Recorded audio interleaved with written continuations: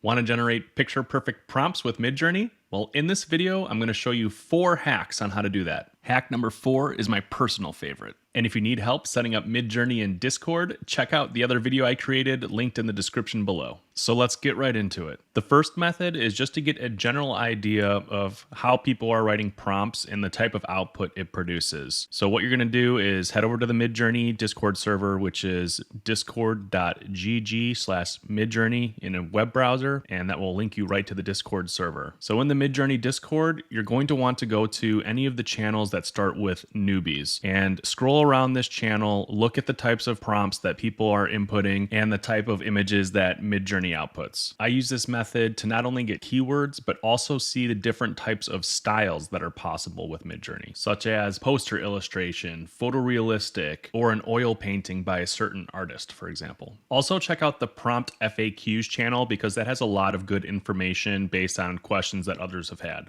Okay, method number 2. Let's say that you have an image generated and it doesn't look quite right and you want to see some other examples of how others have generated the same type of image. So what you're going to need to do is generate an image and upscale one of the variations. Once the upscale is complete, you'll see that there's a web button below the image. And when you click that button, you'll be sent to Midjourney's website and you'll see your image. But if you look below, you'll see an Explore Related section. And these images will be similar to yours, but created by other users. And the cool part about this is you can hover over any one of the images and see the exact prompt they used to generate that image. All right, time for hack number 3. Let's hop back over to the Midjourney Discord server and open up the search bar in the upper right. Type in IN: and then start typing in newbies. Select one of the newbies channels and now you'll be searching within that channel. Now type in something like anime or cats and then you'll see every prompt that was generated in that channel for that specific keyword. And that will give you a ton of relevant ideas for prompts. And to get even more ideas, you can perform the same search using a different newbies channel. Okay, hack number 4, and I saved the best for last here. If you use the /describe command, you could take absolutely any image and Midjourney will come back with 4 different prompts that you could use to generate a similar image. Now, this won't be an exact replica of the image, but the style should be similar. So I actually used this recently to help me with a YouTube thumbnail background. I took an existing image and had Midjourney describe it, and then I changed the keywords a little bit, and Midjourney spat out a really cool purplish circuitry background for my YouTube thumbnails. So there you have it.